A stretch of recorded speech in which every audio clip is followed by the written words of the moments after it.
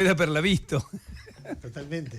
por ejemplo. Porque es mínimo respeto a la producción artística de alguien. Si uno va a opinar. Bueno, nosotros dos y Milei y su gabinete y Sí. sus diputados. Y otras 450.000 personas, 500.000, no sé cuántas lleva. Dios mío, bueno, ¿qué va a hacer? Ahí estamos. Bueno, y que me causó mucha gracia lo de recién, perdón, con todo cariño. Bueno, a ver, ¿qué onda? Bueno, nada, te escuchaba hoy, hay varios temas interesantes, me parece, para vos hiciste eje en lo de la diputada Álvara Rivero, que me parece también revelador, ¿no? De un modo de mirar. Es muy importante lo que pueda pasar en el Congreso. Uno ve como una especie de corriente donde, no sé, yo no sé si escuchaste la nota con Recondo ayer. Yo lo escuchaba el juez y te deja esa sensación de todo el mundo acomodándose como a una ola, ¿no? Donde de pronto tenés la posibilidad de fallar o tomar decisiones hacia proteger a los más débiles y no se hace. Y encima lo justificás y encontrás argumentos para justificarlo. Me refiero a lo de la senadora también, ¿no? No, a ver, para mí son dos cosas distintas. Yo escuché al juez. Uh-huh. Para mí el tema de si la justicia se puede meter en obligar a bajar un tuit o no es un tema opinable. Pero bueno. Están los derechos del niño y a mí me parece que son... No, está bien. Yo lo que digo es que es opinable porque es cierto que, digamos, yo admito que haya opiniones ahí. Es decir, que alguien diga, bueno, el niño no debería ser expuesto. Otro podría decir, Milei no habló exactamente el niño, habló por otro puede decir, yo soy muy sensible al tema de que el Estado metiéndose por límites a la libertad de expresión. Milei no. Sí, Milei, pero si no vos es le un decís, límite, porque la libertad de expresión está expresada. Vos no le cortaste la libertad de no, expresión. pero está bien. Mira, yo cuando Milei le hace juicio a alguien porque le dice nazi, primero es hipócrita porque él le dice nazi a otros. Segundo, y utiliza el holocausto, esa payasada que hace. Y segundo, no me gusta porque aun cuando él no sea nazi, y creo que no lo es, o tiendo a pensar que no lo es, o tal vez no lo sea. No lo es. Es autoritario y tiene gestos y modos autoritarios. Todavía no ejecutó acciones autoritarias. Pero no creo terribles. que un juez deba limitar el derecho de alguien a decirle nazi a Milei, ni el derecho de Milei a decirle nazi a otro. Eso lo pienso yo. Lo que a mí me parece que es un eje del debate entre Milei y Ian Mochi y su familia es cómo es Milei. Más allá de que la justicia se pueda meter. Porque un juez puede decir, mirá, acá hay dos valores, a mí no me convence que él haya agredido a Ian Mochi, otro puede decir que sí. Si vos me decís que hubiera fallado yo como juez, le hubiera obligado a bajar el tuit. Por lo menos, no tengo duda, mirá, te digo una cosa, aunque sea mencionarlo, porque vos podés ser un fallo, mire, no está lesionada la libertad de prensa, no sé, pero podés contemplar, no contemplar que hay un niño ahí. Claro. Bueno. Entonces, eso por un lado. Pero por otro lado, lo que vos ves es un personaje lamentable, un presidente que es un personaje lamentable, un tipo que no se da cuenta. A ver, cualquier persona normal, viene un nene acá, te dice algo feo y le decís, bueno... Bueno, perdón, y lo cambiás. No, o lo contenés, o le decís, bueno, ya está, ya me dijiste, gracias. Pero no le decís algo más feo a quien te dice... Encima el pibe no le había dicho nada. No le dijo nada, había contado una no hay ninguna razón. Esto es tal vez una campaña de prensa terrible. Entonces lo que muestra ahí es lo relevante de la historia, es la descripción. La locura de que te dicen baja el tuit, se lo dice el chico, y el tipo no baja el tuit. Redoblan la apuesta. La hipocresía, la campaña horrible que hizo él y toda su eso es lo que tampoco contempla el juez, porque el juez solo analiza lo de Milei y no analiza que lo de Milei dispara un montón de cosas más. Eso también hay que contemplarlo. ¿Y él qué te dijo frente a eso? No, bueno, que él se tiene que atener a analizar si ahí se vulneró o no algún derecho con relación al niño. Después no me pareció rarísimo el planteo de que, no habría que exponerlo tanto al chico, ¿no? Como él analizando qué tiene él no que tiene hacer. por qué meterse en eso. En absoluto. La discusión es lo que hace Milei, no es el chico. O sea, en algún caso recorta y en otro no. Y por eso te digo, me pareció raro, qué sé yo. Pero bueno, contribuye, abona mi mirada sobre la justicia federal en general, ¿no? Que es muy cuidadosa con el poder siempre. Siempre, no importa. La justicia federal avanza contra alguien cuando no tiene poder. nunca cuando alguien tiene poder. Nunca, nunca, no encontrás ejemplos. En general es así. Después lo otro que me parece interesante que... Mira, vinculado a la justicia federal, sí. Hay una historia increíble que afecta al primer candidato a diputado nacional por la Ciudad de Buenos Aires, La Libertad Avanza, que se llama Alejandro Fargosi, que es un personaje realmente oscuro, no es solamente un tipo de derecha, como podría ser Patricia Bullrich. Que ser de derecha y de izquierda no es ningún problema. Claro. El tema es, hay una oscuridad y es un tipo que le dijo judía a Miriam Bregman. Después... Está lo del concurso. Bueno, lo del concurso es increíble. Es un escándalo. El tipo es... Yo no sé si hay muchos abogados expulsados del colegio de abogados, que es un colegio muy conservador, muy dominado por o influido por los grandes estudios de la capital, a diferencia del colegio público, que es el colegio más popular o más... Que es el que dirige ahora Gil Lavedra, ¿no? Exactamente. ¿Por qué lo expulsaron? Porque hubo un concurso para elegir jueces federales. Y se elegían 4 y fueron 3. Por ejemplo, en ese concurso salió... ¿Cómo se llama? El juez que juzgaba a Cristina y que lo acusaban de ser lento por eso. Ya te voy a decir. Casanelo. Casanelo, exactamente. Salió Casanelo. Y salió también un juez que se llama Luis Rodríguez, que es un juez muy vinculado al servicio de inteligencia, un juez que además, al mismo tiempo que el otro decía judía a Miriam Bregman, coleccionaba objetos nazis. Sí. Y es un juez, yo no soy especialista en Poder Judicial, pero te lo cuenta Gustavo, dice, bueno, es un juez que obedece. Bueno, él se presenta a ese concurso, el concurso 140 se llamaba. Que se hizo famoso el concurso 140. Claro, y resulta que en un momento... él era juez antes de juez en lo penal común, no federal. Era para disputar un juzgado federal. Claro, que gana. Y desde su juzgado le preguntan a la gente del juzgado de Rafecas sobre una causa sobre monedas del Banco Nación. Sí. Se hace el examen moneda para ver quién es extranjera. juez. Y cuando preguntan ahí, Comodoro Pi es un mundo muy chiquito, preguntan cuáles fueron las preguntas, y una pregunta era sobre las monedas del Banco Nación. Sí. O sea, alguien le había pasado al juzgado de Rodríguez. Que iban a preguntar sobre eso. Y tenía el examen hecho. Entonces se hace, no era lo único. Mañana creo que Paz va a contar el lujo de detalles de la historia. Sí, bueno, fue un concurso amañado, evidentemente. Se generó un escándalo total. Sí. Y eran 3 jueces que se jugaban. Entonces había presión y estaba empatado. El kirchnerismo quería que se aprobaran, porque eran los jueces el momento de su mayoría. Y estaba empatado, porque había jueces, los abogados, los profesores que decían que no. Y está, creo que 6-6 o 7-7. Y desempata Fargosi. Y desempata Fargosi. Como consecuencia de eso, se arma un escándalo. Además el tipo que era teóricamente antikirchnerista. Y por alguna razón se da vuelta. Entonces el colegio, que era muy antikirchnerista, este tipo pactó con el Y lo echan. Sí. Bueno, es el principal. Entonces vos decís justicia federal, ¿cómo funciona? Bueno, ahí tenés un sí. lado. Pero sí, yo lo tengo clarísimo. Clarísimo. Es un desastre. Yo no sé cómo se puede recomponer. Y además se tiene que recomponer la justicia con un gran acuerdo. Eso lo puede hacer solamente si tenés cierto acuerdo en las fuerzas políticas. ¿Cómo hacemos para desentar este desastre que lleva 20, 30 años, ¿no? Esta suerte de relación espuria entre servicio de inteligencia, jueces federales, poder económico, poder político. Bueno, me interesó mucho lo de Rebord, lo escuché acá, no lo había escuchado. ¿Viste? ¿No? ¿No querés ponerlo de vuelta? ¿Lo tenés? A ver si por si alguna gente no lo escuchó. Son 2 audios, dale, a ver. Sí, a ver. Escuchá. Cuando vos te pones a rascar un poquito, ¿por qué va tal? No, porque renuncia y el suplente que asume le completa el cupo para la orga y acá del costado se compensa a tal y más o menos quedamos iguales. Es la forma al revés de pensar algo. En vez de pensar cómo lo representás, qué generás, qué vas a estar diciendo, no podés salir de un eterno esquema de poroteo que en última instancia es el mismo arrastre del problema político fundante del Frente de Todos. Entonces, en estos 2 años de crisis post-Frente de Todos, las fórmulas, lamentablemente, no han logrado expresar una renovación identitaria que esencialmente representen otra cosa. Después lo que tiene cada uno es que le gusta más una figura o le gusta otra. Entonces, no, yo banco a yo banco al segundo, banco al cuarto, banco al tercero, pero no se logra una potencia que aúne en un horizonte común y un destino común una propuesta política. Porque no hay propuesta política. La propuesta política es una especie de, pongámosle un freno a Milei. ¿Qué freno le vas a poner, hermano? Tenías más mayoría ahora, no pudiste frenar un carajo. Es un apunte que es interesante, ¿no? Es verdad. Sí, ¿cómo sigue? Escucha. A ver, ¿tenés más?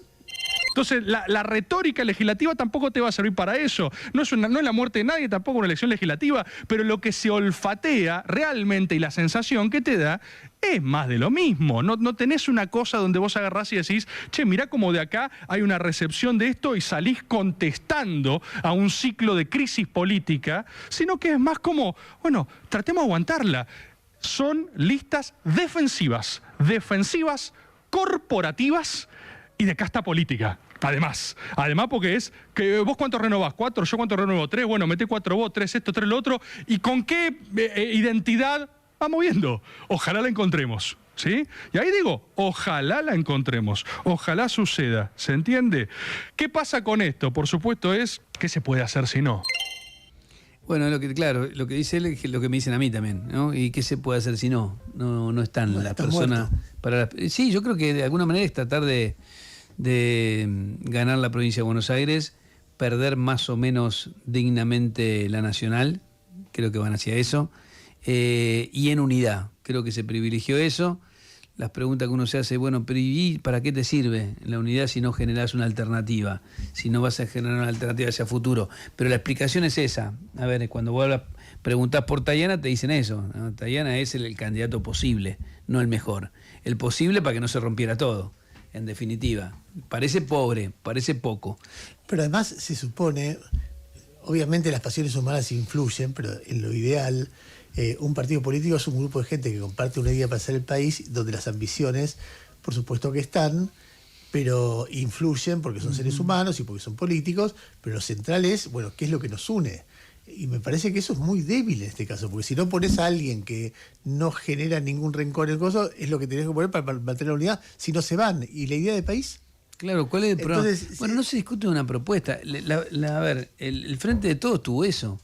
¿Por qué después se parte todo? ¿Qué es lo que dice Rebord? No había una propuesta. ¿Cuál es la propuesta del Frente de Todos? Porque si vos tenés una propuesta, podés licuar antes esas diferencias. Por ejemplo, che, establecemos esto, son los 10 puntos que esta fuerza política va a llevar adelante. Bueno, el que no esté de acuerdo con los 10 puntos, que se baje antes. Porque si vos tenías en los 10 puntos, hay que acordar con el fondo, y después se acuerda, no hay argumento para un sector de decir, empiezo a boicotear el gobierno porque yo no quería el acuerdo por el fondo, por poner un tema que dividió fuerte al gobierno. Esto vamos a hacer con las tarifas, esto vamos a hacer con energía, esto vamos a hacer con... Nosotros sí queremos déficit fiscal, pero, o al revés, nosotros no queremos que haya superávit, no sé, pero alguna pauta, no la tiene.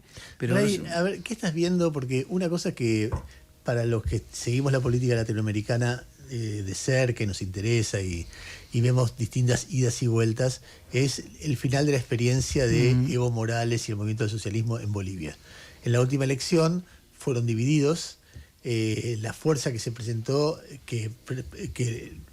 el oficialismo, digamos, que respondía al presidente Luis Arce, sacó 8%, o sea, sí, fue una catástrofe.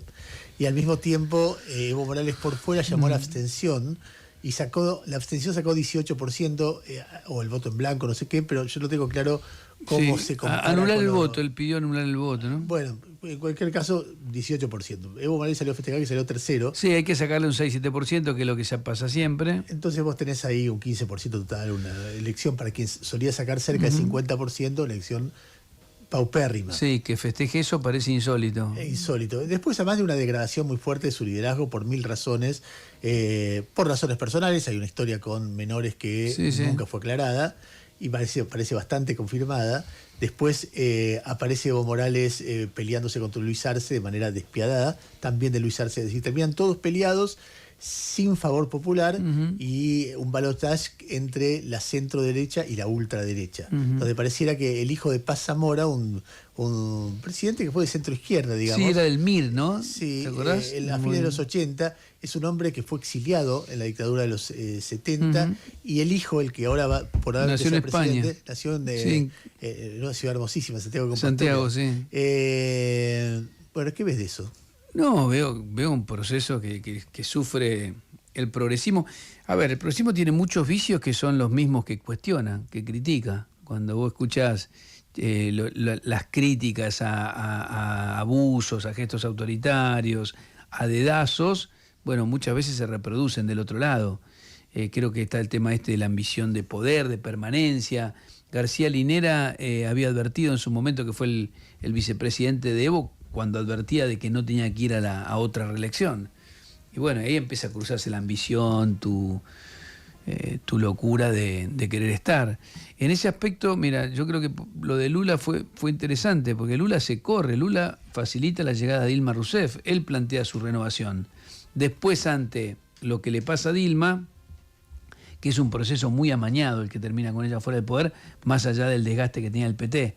Yo tengo unos amigos que son del PT y me decían, lo que fue malo es que ganáramos la segunda, que Dilma debería haber perdido, nos hubiera hecho un favor porque eso hubiera generado quizás el recicle de dirigentes, y no, al hacer un cuarto periodo, era un cuarto mandato del PT. Más allá de cómo salió, bueno, después todo terminó como terminó, facilitó la llegada de Bolsonaro, la detención de Lula, pero Lula vuelve en ese contexto. Quién sabe si hubiera vuelto si no hubiera pasado por prisión, quizás estaría dando charlas en el exterior. Pero bueno, ahí aparece lo personal, son liderazgos muy personalistas, la incapacidad para ver que, no sé, si Evo hubiera tenido la grandeza de decir, bueno, ya está, cumplí mis periodos, el candidato es Arce o quien sea, y bancamos ahí y yo me corro, bueno, pero pareciera que es una cosa que le pasa no va por derecha o por izquierda, es una cosa que no sé si es por lo personal. Vos sabés que son deformaciones, ¿no? Yo estuve preguntando, porque la situación económica en Bolivia es muy mala. Es muy mala. Estuve preguntando con algunos economistas que miran eso de cerca, algunas cosas respecto de eso, y es muy interesante para pensar la Argentina en eso. En principio, para pensar el futuro de la Argentina. ¿Por qué? Porque, a ver, el boom de Bolivia con Evo Morales se debe a dos o tres cosas. Evo Morales hace una economía apoyada en la valorización de las exportaciones de energía. Entonces llegan muchos dólares a Bolivia. Antes recupera las empresas, claro. Recupera las empresas, nacionaliza y entonces cuenta con esos recursos. Cuenta con esos recursos. Y al mismo tiempo equilibrio fiscal. Luis Arce, el ministro de Economía, decía acá tiene que haber equilibrio fiscal y hay que ahorrar, porque eso es fundamental para que haya estabilidad. Fíjate esto. Ellos fueron muy ordenados en la economía, no tuvieron casi casos de corrupción. Pero fíjate estas dos cosas juntas, equilibrio fiscal y desarrollo en base a la exportación de energía, que es un poco el modelo de Milei, sin nacionalizar, pues si acá viene la guita, los dólares, vamos a tener guita para financiar la economía, mantendremos el dólar barato y nos va a ir bien.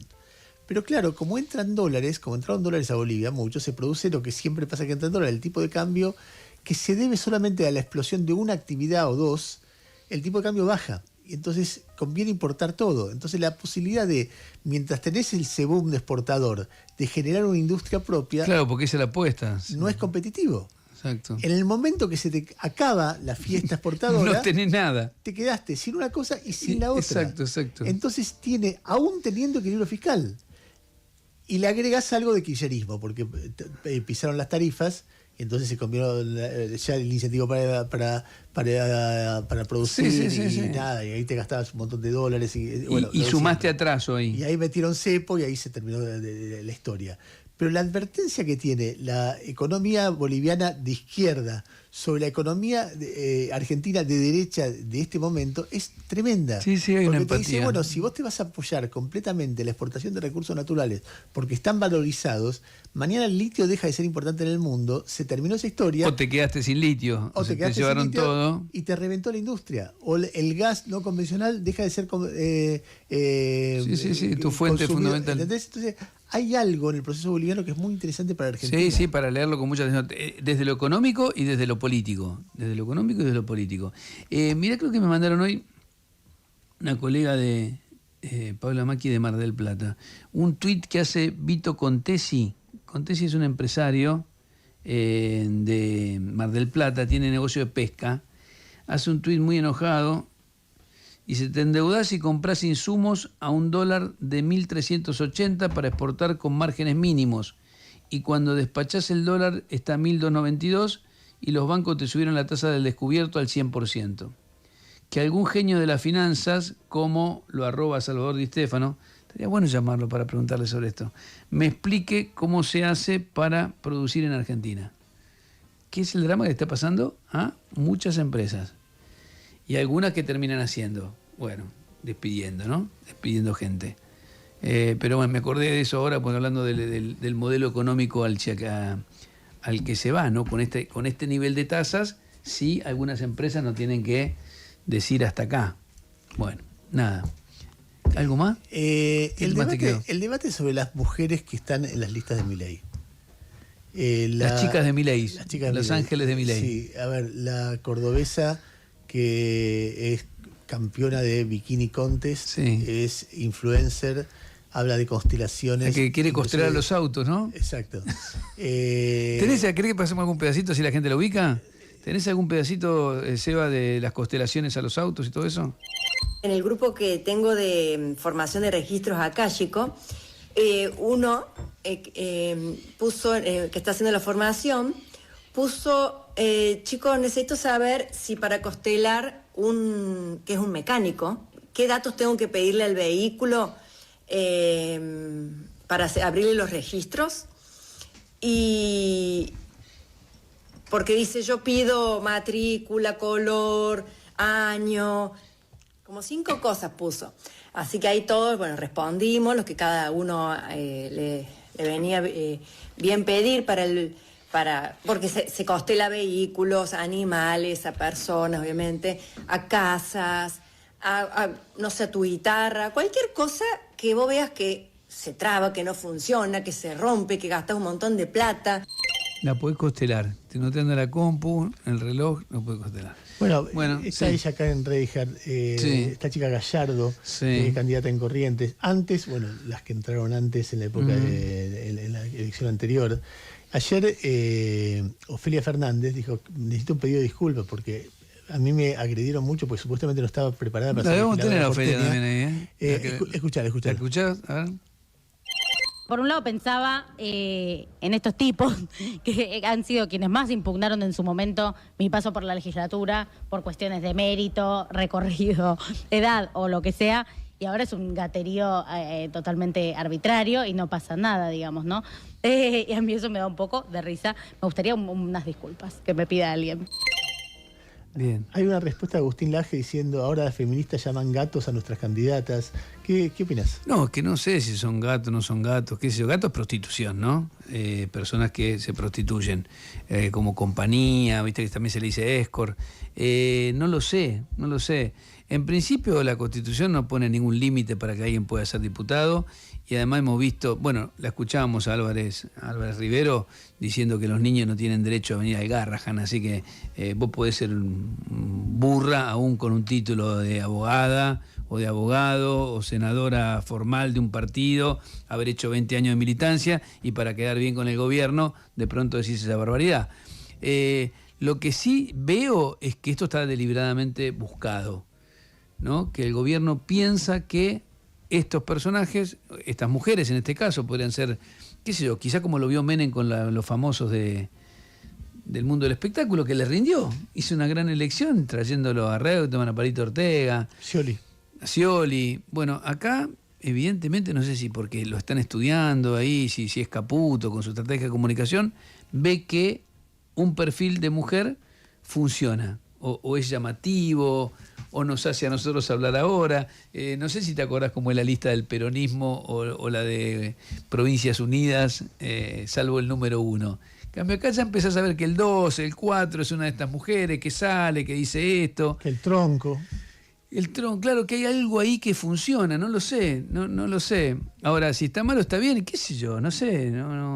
Yo me cuido mucho con decir este puede entrar, este no puede entrar, o el que estudia, pero qué sé yo. lo que en algún lugar Ofelia está planteando tiene cierta razón. Porque si hay que cuidarse en estos casos, hay que cuidarse con Ofelia también. Y sí. Hay que cuidarse con Natalia Saracho, el nivel de agresividad de Natalia Saracho. La maltrataron muchísimo. O sea, sí. parece que una persona pobre o un cartonera no podía ser diputado porque no terminó la primaria y por ahí sabe mucho más de la vida que cualquiera. Digamos, si los prejuicios se toleran y si no se toleran, no se toleran. Bueno, pero hay una doble vara evidente. El gobierno tiene esa doble vara. El gobierno, bueno, y muchos, no solo el gobierno, pero este gobierno claramente juega de esa manera. El que te gusta vale y el que no te gusta no vale. Y ahora se ofenden por esto. Imagínate si estas candidatas aparecieran en la lista del peronismo, la estarían destrozando. Dice algo muy fuerte cuando ayer escuchamos el audio de Fantino, cuando Fantino pregunta qué pasaría si esto del fentanilo le pasa a Ginés González García. Y no, el colaborador, que no sé quién es, lo rompemos, dice. ¿Viste la frase? A mí no se me ocurría decir lo rompemos sobre ningún funcionario. A lo sumo dar la información, lo rompemos. Hay una lógica muy extraña. Sí, muy equivocada, muy de fuera de lugar. Bueno, pero yo creo que estamos viviendo en esos tiempos donde algunas cosas funcionan que antes hubieran sido impensadas. Che, vos ibas con esta chica que le hace las constelaciones a los autos. ¿Qué voto te puede arrimar? Bueno, ellos están viendo que sí. Como están viendo que candidato como Fargosi, a mí me preocupa más Fargosi y Esper que Laura Solano, qué sé yo. O Álvarez, no sé cuánto, la cordobesa que sí, dice, o Álvarez Rivero. ¿dónde están los derechos de los chicos para ir a Garrahan? Vos escuchás una cosa así y decís, pero ¿cómo alguien va a decir semejante Bueno, por cosa? eso te digo, ¿qué te preocupa más? ¿Qué sé yo? Después que le haga los requisitos. Después sí, yo quiero que cuando labure, porque también el gobierno especula con esto. El gobierno armó lista de leales. Eso es Karina Milei. Dijo, basta, no nos agarran más. La gente que va al Congreso levanta la mano y se terminó. Y los del PRO que vienen también vienen y tienen que levantar la mano cada vez que lo necesitemos. Hoy tenemos una prueba importante de que, votar diputados que uno sepa que van a defender determinados valores. Eso me parece que debería ser lo que hace el votante. Lo que pasa es que es difícil en estas listas largas, donde se sigue imponiendo el dedo y no la calidad ni la militancia, qué sé yo. Pero concluyendo, y a tu pregunta, insisto, me preocupa